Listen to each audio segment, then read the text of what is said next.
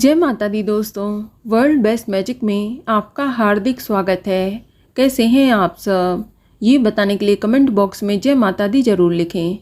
दोस्तों, मान्यता है कि निर्जला एकादशी का व्रत रखने से समस्त एकादशी के व्रत का फल प्राप्त होता है। इस व्रत में एकादशी के सूर्योदय से लेकर द्वादशी के सूर्योदय तक जल भी न पीने का विधान होने के कारण इसे निर्जला एकादशी कहते हैं। हिंदू पांचांग के अनुसार हर साल ज्येष्ठ माह के शुक्ल पक्ष की एकादशी को निर्जला एकादशी कहते हैं। दोस्तों, निर्जला एकादशी का व्रत धारण करके यथाशक्ति अन्न, जल, वस्त्र, जूता, छाता, पंखा और फल आदि का दान करना चाहिए। इस दिन जल कलश का दान करने वाले श्रद्धालुओं को साल भर की एकादशियों का फल प्राप्त होता है। इस एकादशी का व्रत करने से अन्य एकादशी पर अन्न खाने का दोष छूट जाता है तथा संपूर्ण एकादशियों के पुण्य का लाभ भी मिलता है। श्रद्धा पूर्वक जो इस पवित्र एकादशी का व्रत करता है वह समस्त पापों से मुक्त होकर अंत में विष्णु धाम को जाता है। दोस्तों, इस साल निर्जला एकादशी का व्रत 31 मई 2023 दिन बुधवार को रखा जाएगा और एकादशी तिथि की शुरुआत 30 मई 2023 की दोपहर को 1:07 पर हो रही है और एकादशी तिथि की समाप्ति 31 मई 2023 की दोपहर को 1:45 पर हो जाएगी और निर्जला एकादशी के व्रत पारण का समय 1 जून को सुबह 5:24 से लेकर सुबह 8:10 तक रहेगा और पारण के दिन द्वादशी समाप्त होने का समय 1 जून को दोपहर 1:39 पर रहेगा। दोस्तों, जो श्रद्धालु वर्ष भर की समस्त एकादशी का व्रत नहीं रख पाते उन्हें निर्जला एकादशी का उपवास अवश्य रखना चाहिए। इस व्रत में एकादशी तिथि के सूर्योदय से अगले दिन यानी द्वादशी तिथि के सूर्योदय तक जल और भोजन का त्याग करना चाहिए। व्रती को इस दिन प्रातःकाल सुबह जल्दी उठकर स्नान आदि करके पीले रंग के वस्त्र धारण करने के बाद एकादशी का व्रत का संकल्प लेना चाहिए और भगवान विष्णु की विधिवत पूजा करनी चाहिए। आप श्रद्धा पूर्वक पूजा करने के बाद ओम नमो भगवते वासुदेवाय मंत्र का जाप अवश्य करें और भावपूर्वक निर्जला एकादशी की व्रत कथा सुनें।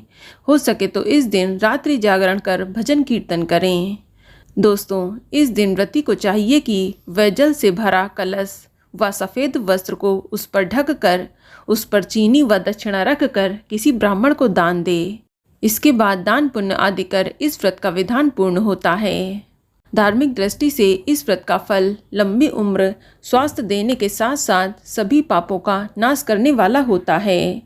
चलिए अब जानते हैं कि निर्जला एकादशी के व्रत में पानी कब और कैसे पिएं। दोस्तों, निर्जला एकादशी के व्रत में पानी पीना वर्जित होता है क्योंकि ये व्रत निर्जल और निराहार किया जाता है। इस व्रत में एकादशी के सूर्योदय से लेकर द्वादशी के दिन सूर्योदय तक जल का त्याग करना चाहिए और अगले दिन यानी द्वादशी तिथि को सूर्योदय के बाद ही पूजा करके ही जल पीना चाहिए। लेकिन यदि आपको इस बीच बहुत अधिक प्यास लग रही है, आपका गला सूख रहा है, आपसे बर्दाश्त नहीं हो रहा, तो ऐसे में आप इस दिन केवल कुल्ला या आचमन करने के लिए पानी मुंह में डाल सकते हैं। बस ध्यान रखें कि आचमन के तौर पर ही पानी ग्रहण करें। ये नहीं कि आपने ज़्यादा पानी पी लिया, इस बात का ध्यान रखें। आप सिर्फ कुल्ला या आचमन ही करें, ना कि पानी पिएं। या आप ऐसा भी कर सकते हैं कि जब आप व्रत का संकल्प लें तो उस समय तक का ही संकल्प लें जितनी देर तक आप निर्जल व्रत कर सकते हैं।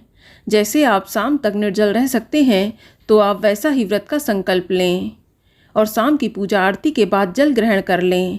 या आप रात 12 बजे तक निर्जल रह सकते हैं तो वैसा संकल्प भी ले सकते हैं। आप जितनी देर तक निर्जल रह सकते हैं उतनी देर तक निर्जला व्रत का संकल्प लेकर इस व्रत को पूर्ण करें। और अगर आप इस व्रत को निर्जल नहीं कर सकते तो आप फलाहार रहकर भी इस व्रत को कर सकते हैं।